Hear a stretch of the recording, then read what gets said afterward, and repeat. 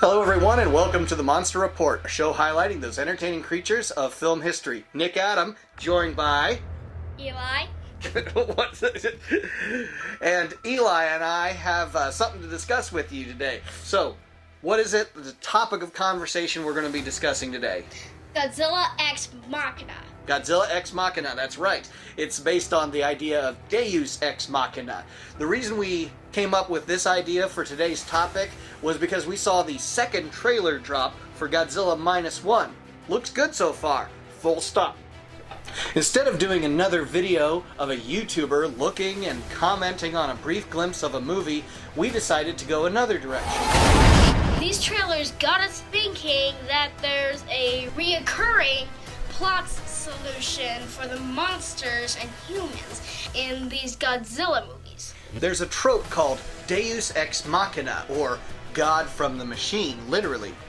It's where a writer sometimes puts their characters into a corner of the story, and suddenly something inexplicable happens and their problem is solved. There are times that this works well, like the solution is well established in the story and follows the rules in the world they build. Like in Star Wars, the way the Death Star plans. Han, Luke, Leia, Chewie, and the droids escape through the self-sacrifice of Obi-Wan. It distracts Vader and the troopers just enough for heroes to get away. Other times, it surprises the audience with an abrupt, unexpected event that happens, or someone has an ability we didn't know about. The Wizard of Oz is an amazing classic, but the Wicked Witch is killed by water. That's it. We're never clued into this fact that it melts her. Even the main characters and guards are surprised by this. Now on to our favorite fire-breathing monster. We're looking at the classic Showa series of Godzilla films today and picking 10 that use this trope of Deus Ex Machina. I'll pick 5 that didn't work so well, and Eli will pick 5 that really worked well. Now keep in mind, as we're reading these, we might be criticizing the movies, but we love all the Godzilla movies. Isn't that right? Yeah. We can watch them anytime, any day, and we'll still love them. So, on to our top 10 of the Godzilla Deus Ex Machina. Number 1, Godzilla 1944. It's obvious that the solution to the humans' problem is to eliminate Godzilla. Enter the oxygen destroyer. Yes, it's literally a machine, but this is how it worked well. The scientist who invented it, Dr. Serizawa, regretted his discovery. Very early on, he is tortured by how destructive the technology is and how it shouldn't be in the hands of anyone who might exploit it as a weapon. This is a lot like how Oppenheimer regretted the invention of the nuclear bomb.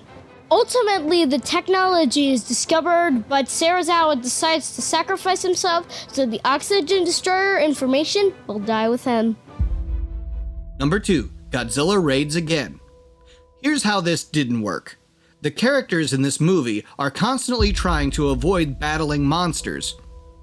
The solution could be that their fight would end up killing them both, but Godzilla, aka Gigantus in this movie, wins the war. Now they have to do something about that giant problem. By coincidence, Godzilla is surrounded by tall mountains with a large amount of snow and ice on them. Because of a plane wreck, an avalanche begins to bury the kaiju villain. The reason this Deus Ex Machina doesn't land well with me is because they discover it by accident. 'Twas good luck that defeated the beast. Number 3, King Kong vs. Godzilla. Other than the obvious rivalry between the East and the West going on here, King Kong ends up with an innocent woman in his hand while smashing up Tokyo and standing on the Japanese Diet building. Early on, we introduced the berry juice from Faroe Island. It's a drug that makes you relax into a nice sleep. King Kong is a big fan. Rockets with said berry juice explode above the big ape and get him to fall down on his butt and go to sleep. Nighty-night, King Kong. Number 4, Godzilla vs. Megalon. Here's a film that has a character that is a walking Deus Ex Machina. We discover Jet Jaguar's abilities as he uses them for the first time, without any world building as to these powers ahead of time. He responds to voice commands, he flies, he speaks monster, and can grow to Godzilla size. Other than this theme song, is there anything else he can do? Also, Godzilla can do this.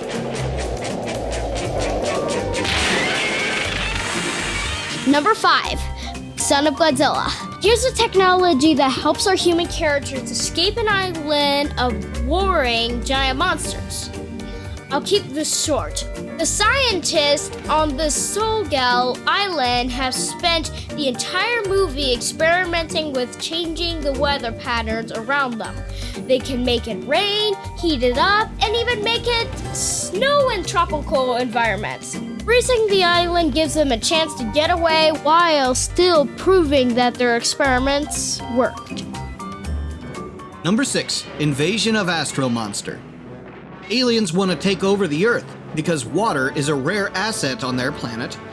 So what is their weakness? Nothing to do with water, not even close. It's a device put together by an inventor to do... Not exactly sure. But it gives the alien characters mind-numbing headaches to the point where they self-destruct. Wow, what luck he made this inexplicably advantageous yet useless device. I still enjoy this movie a ton though, because, well, come on, Nick Adams. Number 7, Godzilla vs. Gigan. More aliens trying to take over the Earth? Through their fiendish plot to exploit not-for-profit fundraising to build Godzilla Tower, they intend to lure Godzilla in order to blast him with high-powered laser beams. Hey, this is my show! Oh, this one's yours? Yes! Oh, I'm sorry. Go ahead. Their plan seemed to work until the human characters decide to use the alien villains' reliance on machinery and electronics to their advantage. Load up the elevators to Godzilla Tower with a bunch of dynamite, and plan works like a Looney Tunes cartoon gag. The reason this works well is because a simple plan is implemented and cause the cockroach aliens to be their own undoing. Number 8, Godzilla vs. the Smog Monster.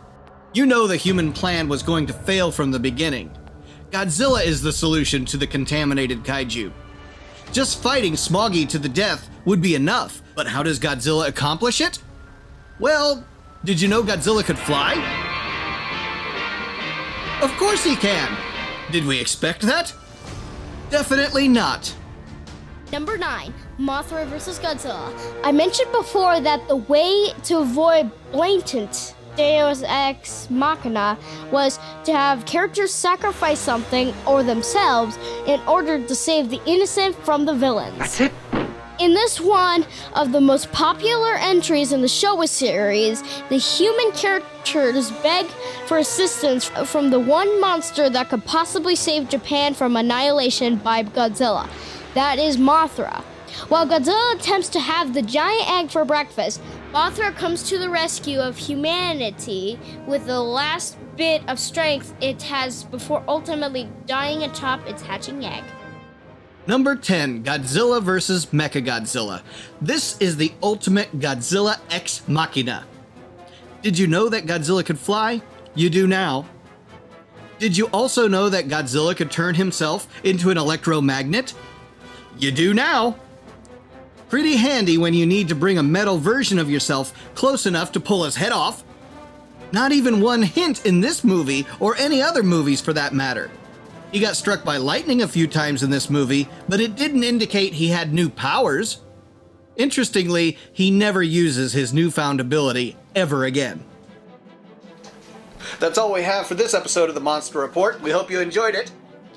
For now, like, subscribe, comment down below. Let us know if you missed any examples of Godzilla Ex Machina from the Showa era. Godzilla Ex Machina, very good. I love it. Yes, I love it. And yeah, just let us know down below, and we'll catch you on the next episode of the Monster Report, where we're going to look at the Heisei series. Join us then. Bye. Bye.